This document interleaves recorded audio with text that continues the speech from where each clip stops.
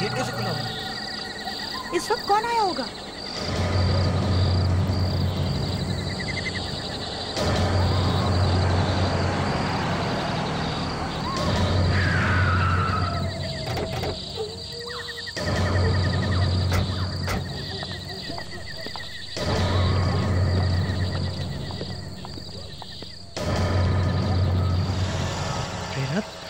दरवाजा खुला कैसे रह गया? लगता है कोई घुसा है अंदर। शायद कोई चोर अंदर हो सकता है।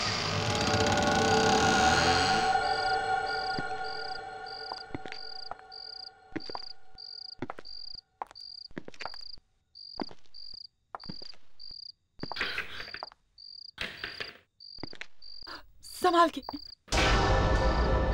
पहले लाइट ऑन करो। हाँ।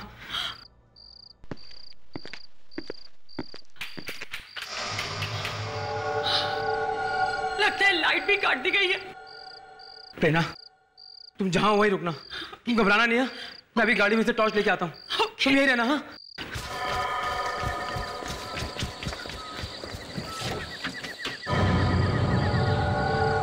कौन है घर में?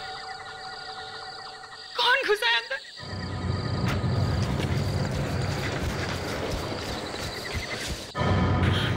ये लो प्रेरणा।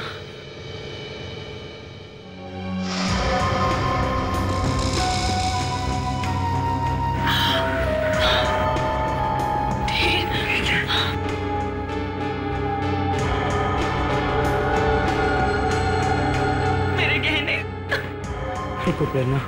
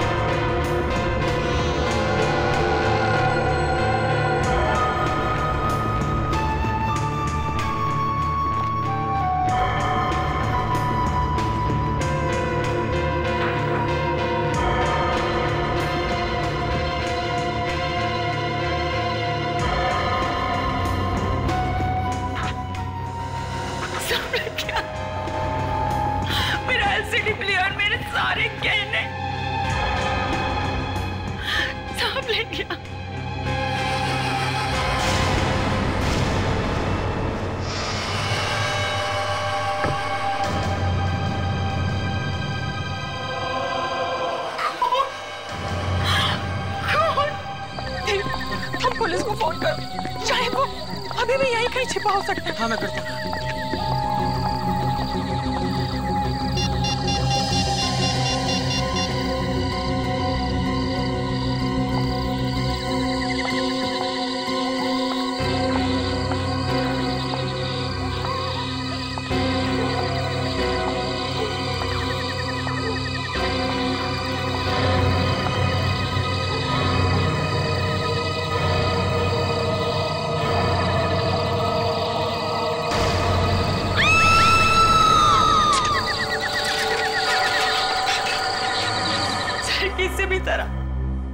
आदमी को पकड़ लीजिए। देखिए देखिए हमारे घर की क्या हालत की है उसने। अब घबराइए मत, कुछ नहीं होगा। कहाँ है? सर वो वहां पर सर।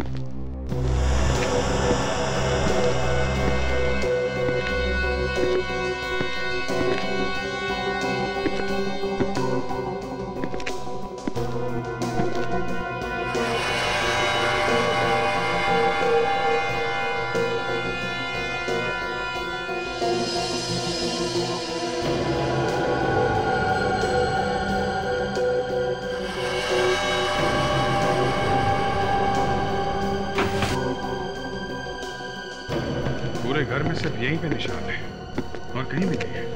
हाँ, पर यहीं पे क्यों? कई बार होता है ना, चोरों का कोई टशन होता है, अपना निशान छोड़ के जाते हैं। पर सर ये तो खून के निशान है सर। यही तो बात है, खून का मामला है। चोरी भी हुई है और खून भी, पर लाश नहीं है। घर में कोई और तो नहीं था? नहीं सर, सिर्फ हम लोग ही रहते हैं यहाँ तो। फिर सोच लो, कोई और तो नहीं था। बाद में बहुत सारी बातें बाहर निकल आती है। सर और कोई बात क्या निकलेगी सर, सिर्फ हम लोग ही रहते हैं सर। देखो चोरी भी हुई है और खून भी, और ये चाकू भी तो है।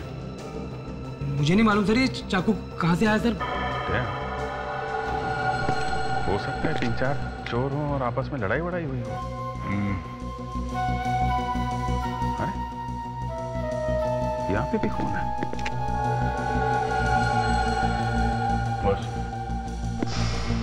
यहाँ भी खून पड़ा है। हाँ अभिजी, कुछ मिला? सर यहाँ पे खून की बूंदें हैं। हाँ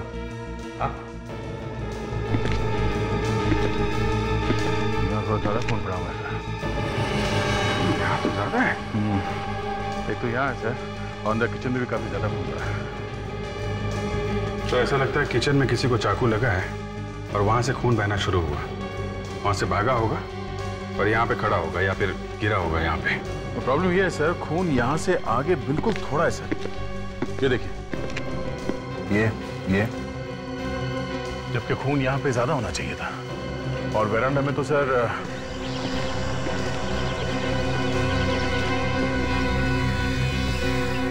कहीं भी एक बूंद नहीं है सर, एकदम साफ है।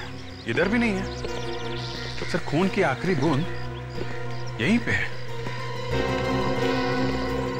एक मिनट सर, ये क्या है?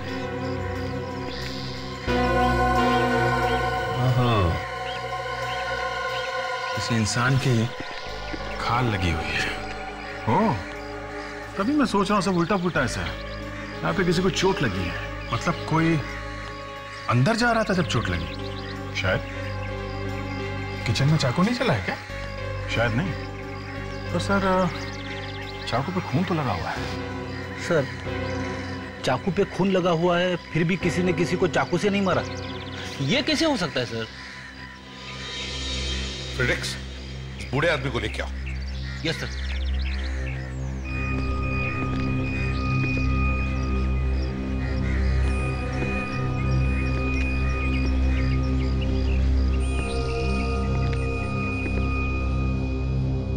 बिठाओ इन्हें।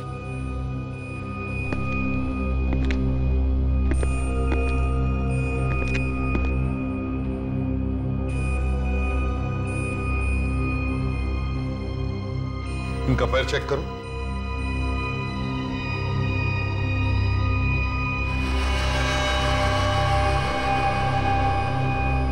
सर पैर में चोट लगी है। मतलब जब ये घर के अंदर है तब ये कील लगी है। ये बताओ किसे चाकू मारा तुमने? चाकू किसे मारा तुमने? और कौन कौन था तुम्हारे साथ में? हा? अरे अब तो पकड़े गए हो, सच सच बता ही दो। सर लग तो ऐसा रहा है कि इन्होंने कई दिनों से खाना तक नहीं खाया। ठीक है, ले चलो इसे ब्यूरो में। इसे नहलाओ धुलाओ खाना खिलाओ, फिर देखते हैं चक्कर क्या है।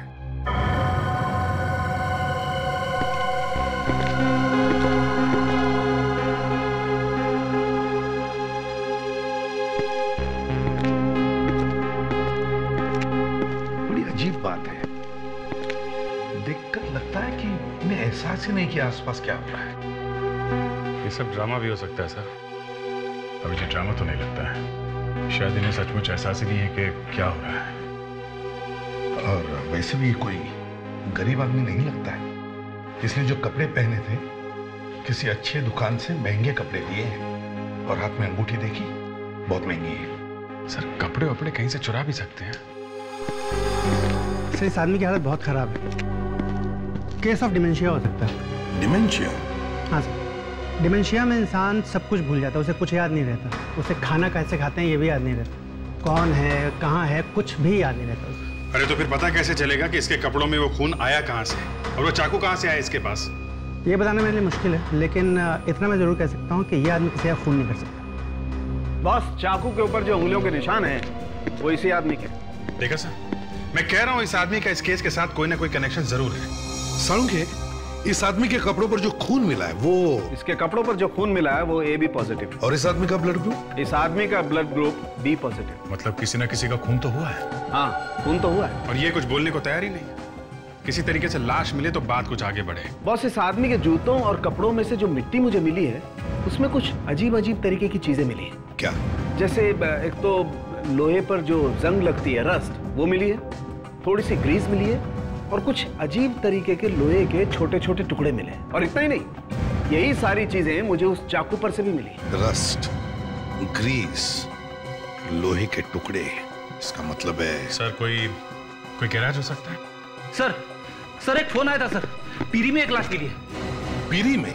हाँ सर, यहाँ से 50 किलोमीटर दूर एक स्क्रैप यार्ड में लाश मिली है सर। स्क्रैप यार्ड में? सर स्क्रैप यार्ड में तो ये सब मिलता है, जंग लगी मिट्टी, लोहे के टुकड़े, ग्रीस। You're right, Abhijit. कहीं ये वही लाश नहीं है जिसे हम ढूंढ रहे हैं?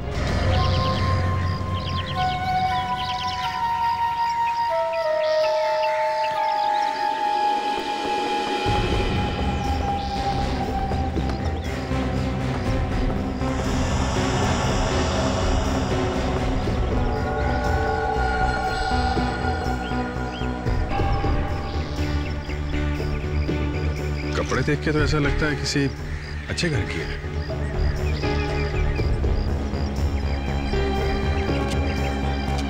तो वॉचमैन, तुम कह रहे थे कि तुम्हें मालूम ही नहीं पड़ा कि ये लाश यहाँ आई कैसे? है? जी सर। क्यों, सो रहे थे क्या तुम? हाँ?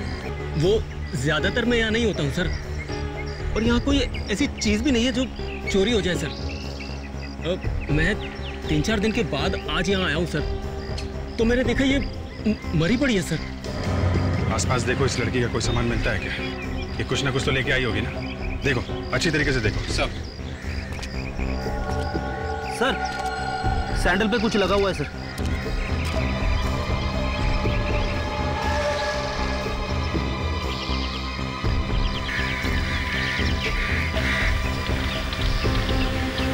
तो पेंट है, इस सैंडल पे भी लगा हुआ है। सर दोनों पेंट अलग अलग है सर। इसका मतलब ये लड़की किसी ऐसी जगह गई है जहां जमीन पे पेंट गिरा हुआ था। जी, इस वॉचमैन ने तो देखा ही नहीं इस लड़की को यहाँ पे हुए, ये था ही नहीं यहाँ पे। है? लड़की का गला काटा गया दया, काफी खून बहा होगा, मगर यहाँ आसपास खून की एक बूंद भी नहीं है। ये भी तो हो सकता है बॉस कि खून कहीं और किया गया हो और लाश को यहाँ पे लाके फेंक दिया। बूढ़े आदमी के जूते पे जो मिट्टी हमें मिली है वो मिट्टी बिल्कुल वैसी है जैसी मिट्टी हमें स्क्रैप यार्ड में मिली। मतलब जहां पर लाश मिली है ये मिट्टी बिल्कुल वैसी है। मतलब वो बूढ़ा आदमी था वहां पे जब ये खून हुआ? 24 घंटे पहले तो था, उसके आगे का पता नहीं। अरे सर, अब ये 24 घंटे कहां से घुसेड़ दिए बीच में? अभिजीत, लड़की की मौत 24 घंटे पहले हुई है। अगर बूढ़े आदमी के हाथ में चाकू था और उस चाकू पर लड़की का खून लगा हुआ था तो मतलब साफ है कि यह आदमी 24 घंटे पहले वहां पर था। सर, अब उस बूढ़े आदमी का मुंह खुलवाना बहुत जरूरी हो गया है। सर, उस लाश से कुछ और पता चला? देखो, ये तो सभी ने देखा है कि लड़की के गले पर चाकू से वार किया गया। सर, कोई ऐसी बात पता चली जिससे हम ये लड़की कौन है ये जान सके? तारिका, दिखाओ जरा वो स्लाइड्स। जी सर। लड़की के कपड़ों का एक बड़ा क्लोजअप। सर ये तो किसी धागे के रेशे लग रहे। जी, रेशे ही है। रेशे जो डस्टर और नकली फूल बनाने के काम आते हैं। नकली फूल, आर्टिफिशियल फ्लावर्स जो घर के डेकोरेशन में काम आते हैं। बिल्कुल बिल्कुल वैसे ही फूल। मगर ये नकली फूल वहां स्क्रैप यार्ड में पहुंचे कैसे? सिर्फ इतना ही नहीं, ये जो अलग रंग दिख रहे हैं ना, ये पोलन सीड्स के धब्बे हैं। मतलब असली फूलों में से निकलता है वो पोलन सीड्स? हाँ, वही फूलों के बीज। और ये ऐसे वैसे फूल नहीं है, एंड्रोइस ब्लू। एंड्रोइस ब्लू? बहुत कीमती होता है सर। ऐसे दिखता है एंड्रोइस ब्लू। तो क्या लड़की की मौत किसी फूलों से भरे बाग के बीच में हुई है क्या? और सर, दोनों तरह के फूल हैं, असली भी और नकली भी। सर, ये भी तो हो सकता है कि खूनी स्क्रैप यार्ड में जाने से पहले किसी फूलों की दुकान में गया हो, किसी फ्लरिस्ट के यहाँ। या तो ये लड़की गई हो फूलों की दुकान में, फ्लोरिस्ट शॉप में फूल खरीदने के लिए। वहीं पे मिलेंगे ये दोनों, असली फूल और नकली फूल भी।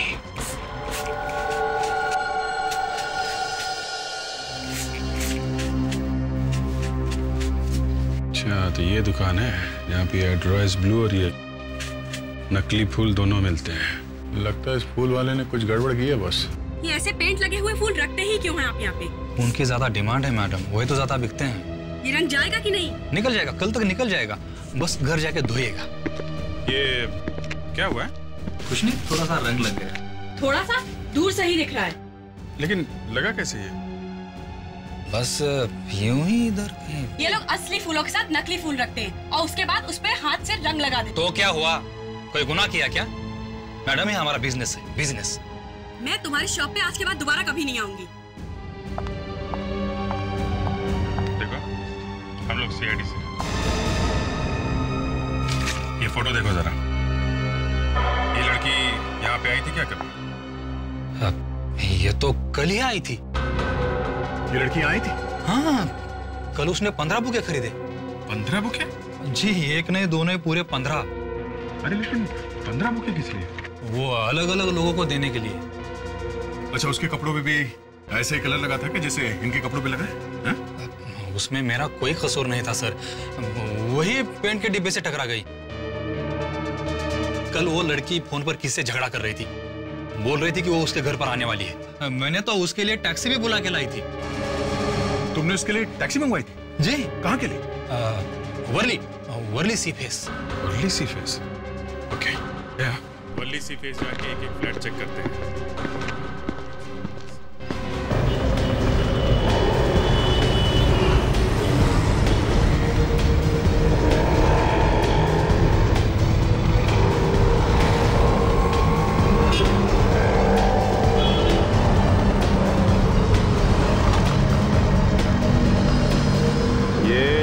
टैक्सी में आई थी।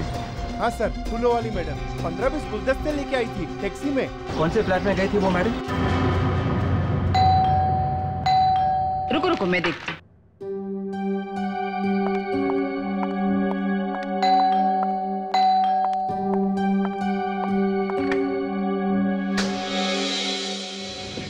देवेन है घर में? हाँ, लेकिन आप? हम लोग सीआईडी से। सीआईडी?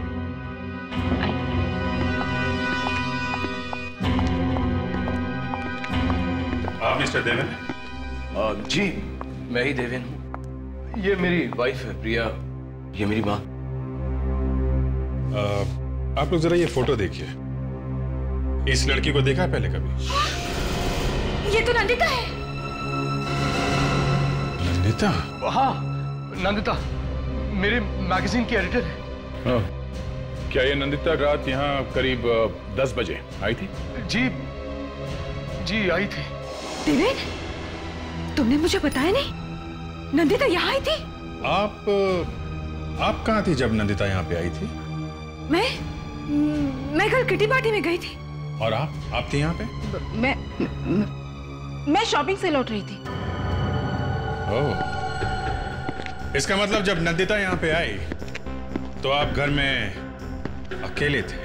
जी हाँ, अकेला था। क्यों आई थी नंदिता यहाँ पे? मैंने आपको बताया ना, वो मेरे मैगजीन की एडिटर है, तो नई मैगजीन के लॉन्च की बधाई देने आई थी। उसने मुझे एक बुके दिया। और आपने उसे मार दिया? क्या? अरे नहीं, ये क्या कह रहे हैं आप? हाँ, तुमने उसे मार दिया और फिर उसकी लाश को वहां स्क्रैप यार्ड में जाके फेंक दिया। क्यों? अरे नहीं, मैं ऐसा क्यों करूंगा? वो तो यहाँ सिर्फ 10 मिनट के लिए थी। कह रही थी कि ऑफिस में फोटोशूट है और उसे दूसरे लोगों को बधाई देनी है और बुके बांटने, तो वो चले गई ऑफिस। चलिए आपके ऑफिस चलते हैं। आइए, चलिए आइए।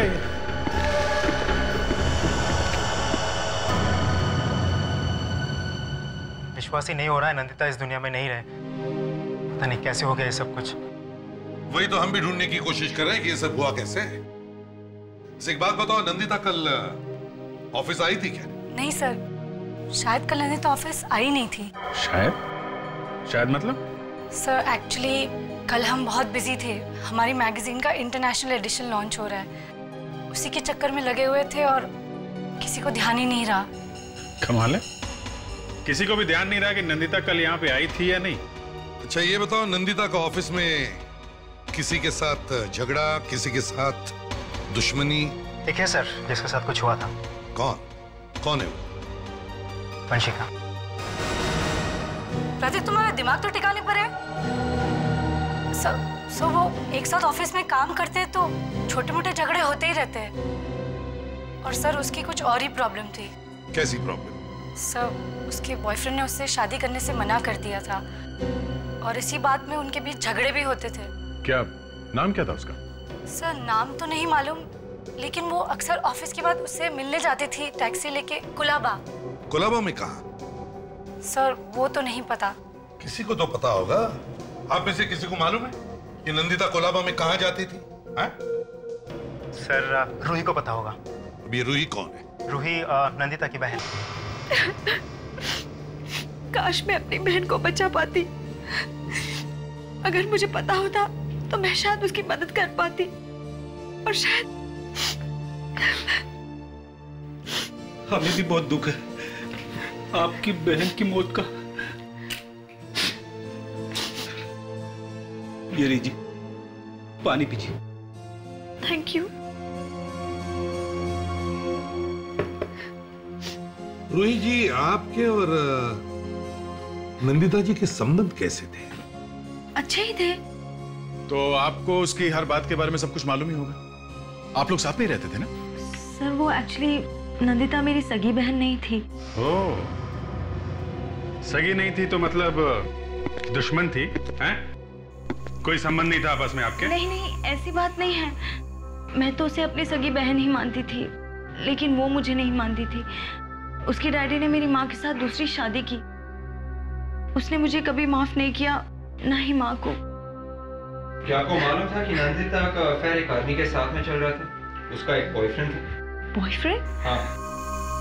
मैंने सिर्फ एक बार नंदिता को किसी आदमी के साथ फोन पर बात करते हुए सुना था। काफी रात हो चुकी थी, शायद वो उसका बॉयफ्रेंड था। और नंदिता अक्सर गुरुवार और शनिवार रात को घर से गायब रहती थी। शायद वो उसी के साथ रहती होगी इस वक्त।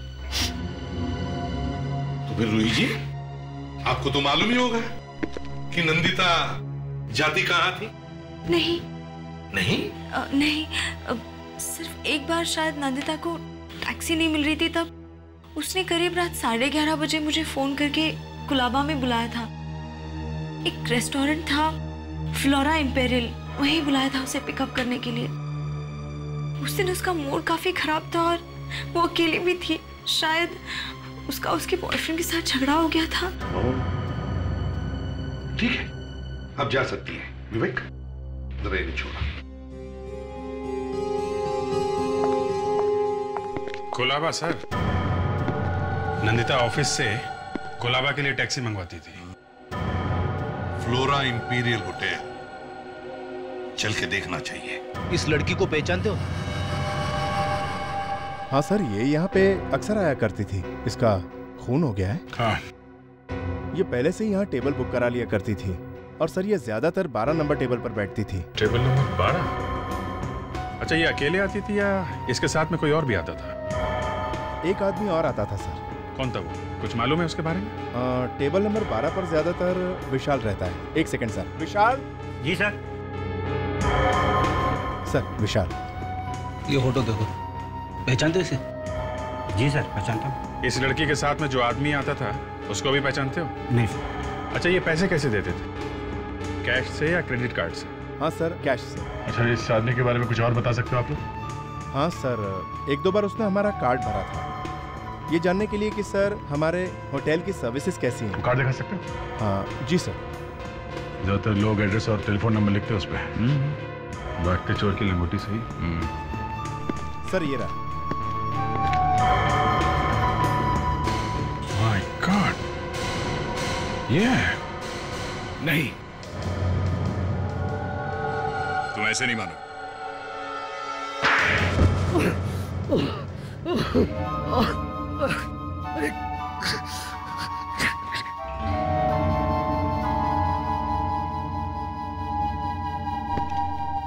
क्यों मारा नंदिता को?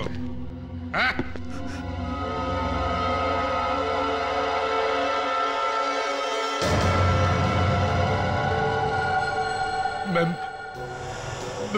मैं मानता हूँ कि मेरा नंदिता के साथ अफेयर चल रहा था। तो वो कहने लगी कि मेरे साथ शादी कर लो, और शादी तुम कर नहीं सकते थे क्योंकि तुम्हारी एक वाइफ घर पे बैठी है।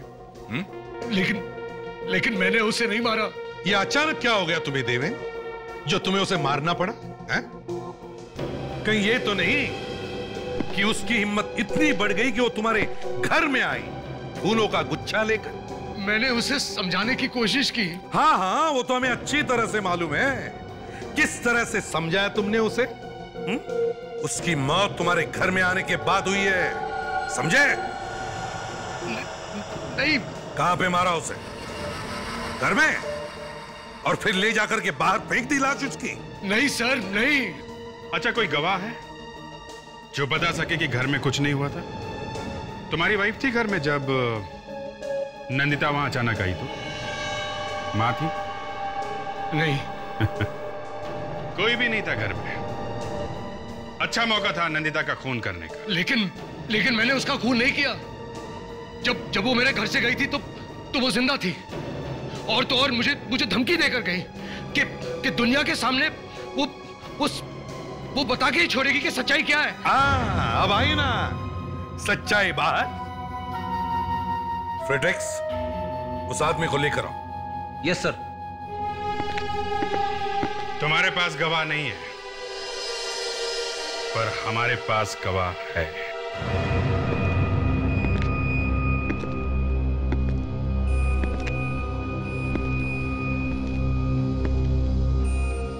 इस आदमी ने देखा है खून होते हुए। मगर खून तो। फ्रेडरिक्स, इनका चेहरा दिखाओ।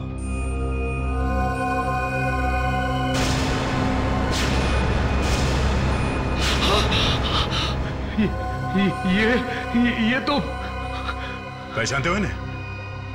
ये वहीं पे थे जहां पे खून हुआ था।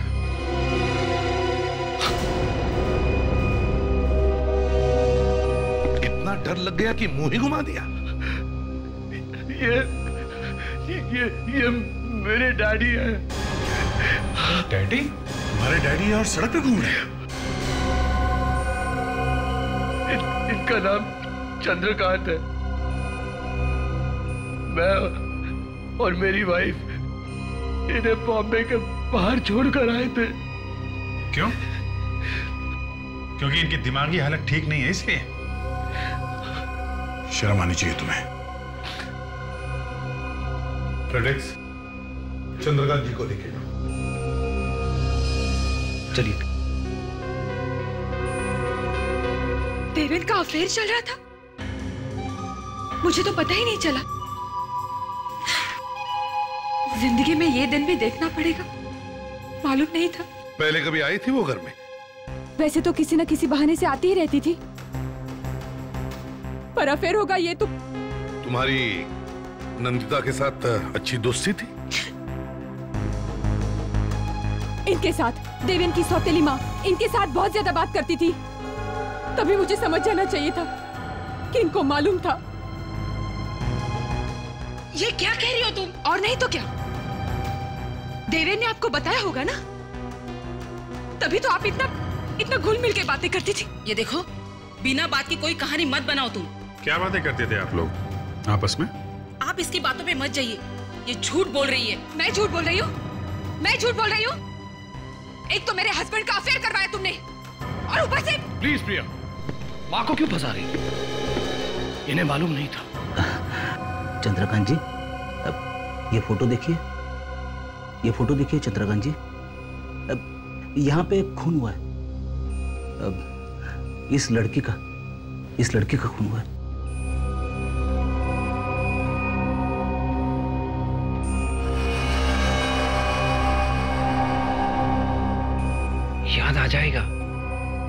याद आ जाएगा, डोंट वरी।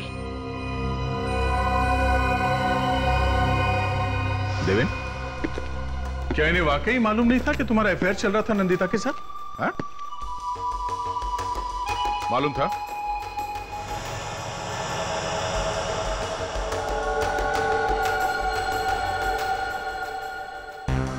मालूम था या नहीं? हाँ? थोड़ा देखा, इन दोनों ने ही मिलके कुछ किया है। हाँ, इन दोनों ने ही मिलके कुछ किया है।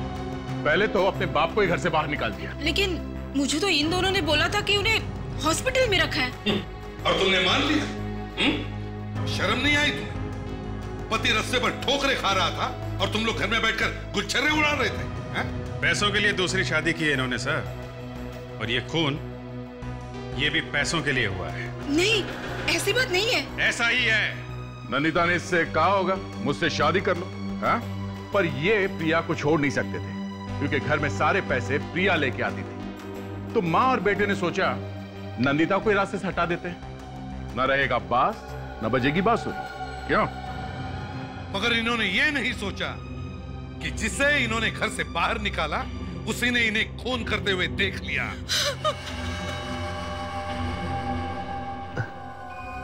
क्या हुआ? कुछ याद आया?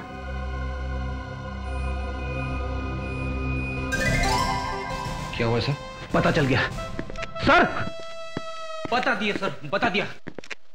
क्या बता दिया? सर, चंद्रकांत जी ने मेरे कान में बताया सर। सर, आप लोग प्लीज यहां आइए ना सर।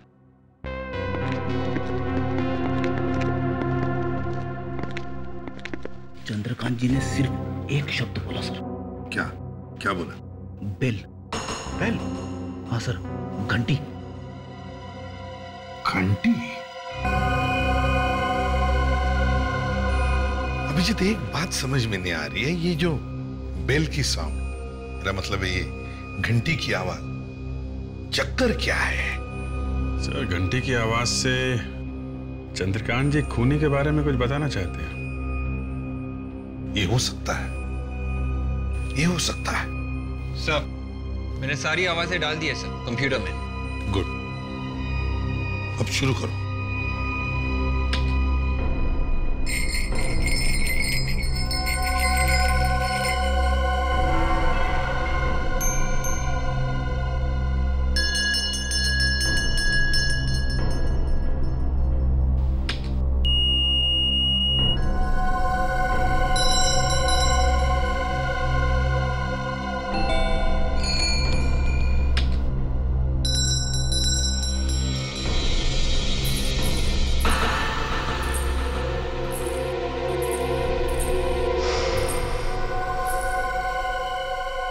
विवेक, रुको। अभी जो तुमने आवाज सुनवाई थी वो फिर से सुना।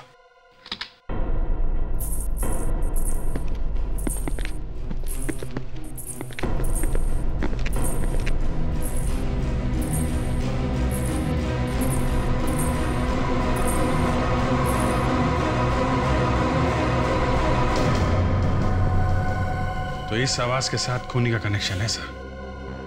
हाँ, ये बात सही है अभिजीत, मगर आवाज सुनते ही चंद्रकांत जी इधर उधर क्या देख रहे थे? किसे ढूंढ रहे थे? शायद खूनी को। एक काम करो, नंदिता की लाश हमें स्क्रैप यार्ड में मिली है, वहीं पे पता चल जाएगा इस आवाज के पीछे राज क्या है। ये हील का टुकड़ा हमें यहाँ मिला है, यहाँ पे। ये उसके सैंडल में से तभी टूटा होगा जब वो अपनी जान बचाने के लिए भाग रही थी, मगर वो ज्यादा दूर तक भाग नहीं सकी और यहाँ पर खूनी ने उसका गला काट दिया। सर, अगर ये लड़की यहाँ पे गिरी है और उसका इतना सारा खून बहा है, तो फिर वो यहाँ से वहां तक चल के गई कैसे होगी जहाँ पे उसकी लाश मिली? मरने के बाद फिर से जिंदा हो गई? इसका मतलब है फ्रेडी वो जिंदा थी। मौत सामने खड़ी हो तो न जाने कहां से ताकत आई जाती है। चक्कर ये है कि ये नंदिता यहाँ आई, किसी ने बुलाया होगा उसको यहाँ मिलने के लिए। बुलाया होगा। तो देवेन के घर से निकल के तो उसने टैक्सी ली थी और अभी तक वो टैक्सी वाला नहीं मिला जिसके टैक्सी में बैठ के वो यहाँ आई है। सर, वो यहाँ टैक्सी में आई ही नहीं। क्या मतलब? फिर कैसे है? किसी की गाड़ी में बैठ के आई है सर। मतलब देवेन के घर से निकली जब वो फूलों का गुच्छा लेके, तो किसी और से भी मिली? हाँ सर, 14-15 फूलों के गुच्छे थे उसके साथ में सर, सारे के सारे बांटने थे। तो सर, जहां तक मुझे याद है, देवेन बोल रहा था कि नंदिता ने जाते जाते ये कहा था कि वो ऑफिस जा रही है। ऑफिस? वेरी गुड फ्रेडी, कभी कभी तुम्हें सही टाइम पे याद आता है। चलो ऑफिस चलते हैं। वही जो होता है आखिर हो ही गया। क्या क्या हो गया? वो जो होता है खूनी। खूनी? हाँ खूनी। खूनी यहीं पर है। हाँ यहीं पर, तुम में से ही कोई है। अब झूठ ज्यादा देर तक टिक नहीं सकेगा। हाँ? नंदिता उस दिन यहाँ ऑफिस में किसी आदमी को फूलों का गुच्छा देने आई थी। कौन है वो आदमी? सामने आ जाए। जिस किसी को भी उसने फूलों का गुच्छा दिया सामने आ जाए। हाँ? अब आप सब लोग एक एक करके कैबिन में आ जाए। किस लिए? अंदर हमारा एक आदमी बैठा और वो खूनी को जानता है। जैसे ही वो खूनी को देख लेगा उसे तुरंत पहचान लेगा। समझे? तो अब ज्यादा वक्त बर्बाद मत करो। जिसने भी नंदिता से फूलों का गुच्छा लिया है वो या तो सामने आ जाए या फिर एक एक करके अंदर चलो। आइए।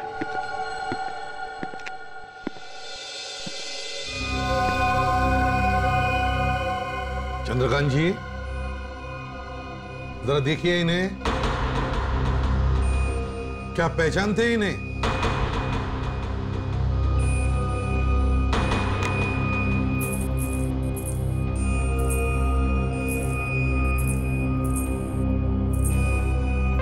नहीं सर, ये नहीं है। ठीक है, आप जाइए।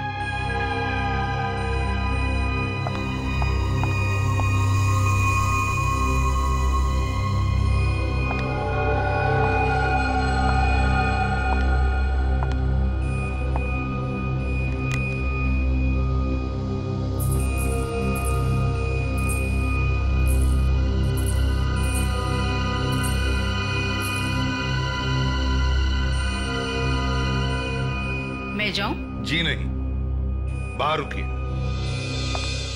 देवेंद्र जी आप चलिए। मैं? हाँ आप चलिए।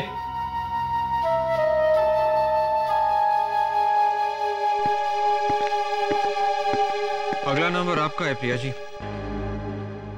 मेरा? जी।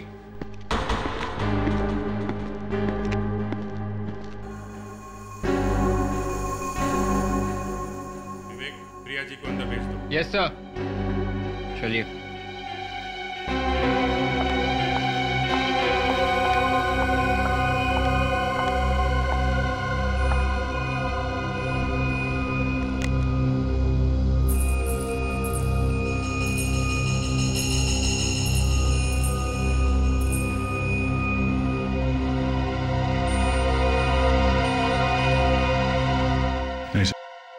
क्या मैं जा सकती हूँ? जी।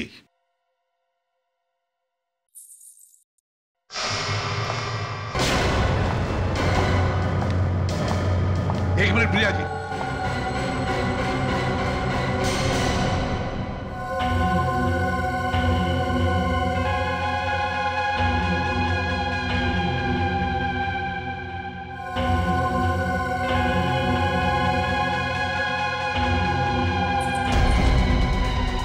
पापा, ये क्या कर रहे हैं आप? पापा मेरा हाथ छोड़िए। पापा मेरा हाथ छोड़िए। पापा हाथ छोड़िए मेरा।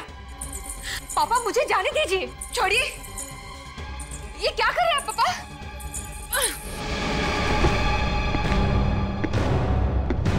तो वो तुम ही हो? प्रिया, क्या हुआ? अरे क्या हुआ प्रिया? कुछ नहीं, वही हुआ जो हमेशा होता आया है। खूनी पकड़ा गया है। सॉरी, पकड़ी गई है। कौन है खूनी? यही है जो तुम्हारे सामने खड़ी है। प्रिया, तुम? हाँ हाँ मैं। पर सारा कसूर तुम्हारा है। मेरा? हाँ तुम्हारा। मुझे तुम्हारे और नंदिता के बारे में पहले से पता था। उस दिन जब नंदिता घर आई तुम्हें धमकी देने के लिए, उसके बाद उसने मुझे फोन किया था और उसने मुझसे कहा कि उसे कुछ जरूरी बात करनी है। वो मिली थी तुमसे?